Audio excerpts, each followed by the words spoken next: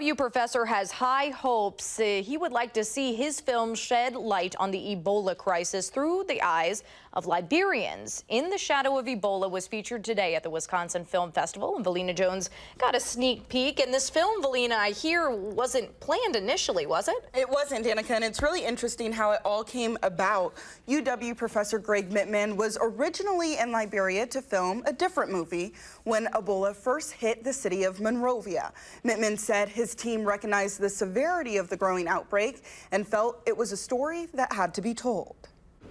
When the crisis hit Liberia, there were fewer than 200 doctors in a country that has a population of about 3.5 million people. It's a story that spread across the nation. We wanted to tell through this film an intimate, humane portrait of a family and a nation and the ways it was affecting them. But for UW professor Greg Mittman, who debuted his film during this week's Wisconsin Film Festival, the story goes beyond the media headlines and hits close to home, focusing on UW student Emmanuel Ure's struggle with the impacts of the crisis and protecting his family. And it was deeply painful. I mean, I remember coming away from some shoots almost in tears, watching the pain that they were feeling as they had their children in Monrovia and without any ability to do anything about it. Constrained by travel restrictions, Ure was only allowed to bring one of his 3 children back to Madison,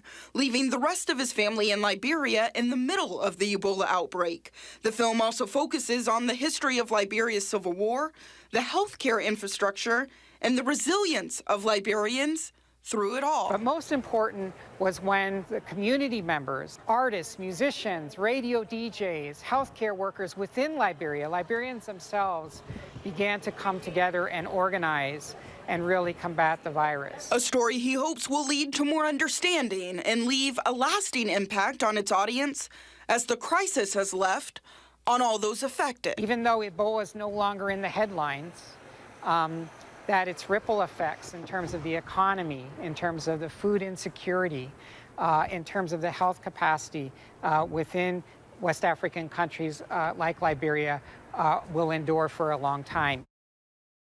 The film is currently being used as a teaching tool at universities and med schools across the country. Really interesting topic there. Again, we hear about the disease so much, but maybe not some of these outlying effects. Right, and this perspective is one that we haven't seen before. Absolutely. Valina, thank you so much.